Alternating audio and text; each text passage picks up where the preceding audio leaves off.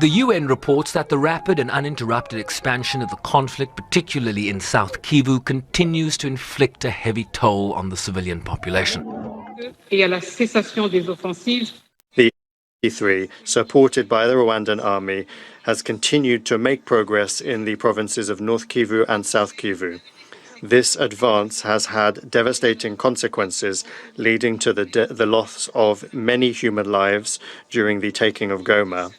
In 2 weeks, the Congo River Alliance, of which the M23 is one of the main components, has established a parallel administration in Goma with the designation of a governor and a mayor. In South Kivu, the M23 has taken control of Kavumu Airport and Bukavu, the provincial capital, on the 16th of February. The M23 has since then continued its advance and yesterday seized the town of Kamanyola, which is at the intersection of the three borders between the Democratic Republic of the Congo, Rwanda, and Burundi. 3 key priorities towards arresting the situation: de-escalation via an immediate cessation of hostilities and compliance with international law by all the parties, the resumption of dialogue towards a political solution and not a military one, drawing on the provisions of the Luanda and Nairobi processes, and a holistic regional approach to address the root causes of the conflict.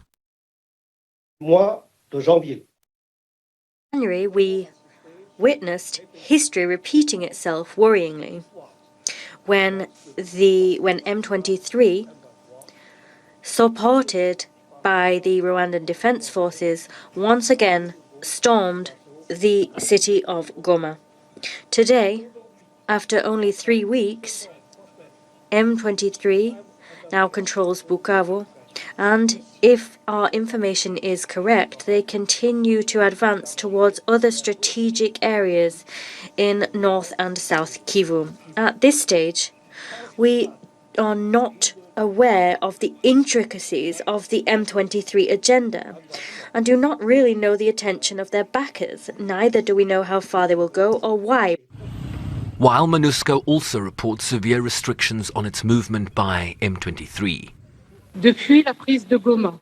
Since the taking of Goma, the M23 has been imposing severe restrictions on MONUSCO's freedom of movement, preventing efforts aimed at evaluating damage done to Goma Airport and efforts to support the safe elimination of unexploded ordnance in the city.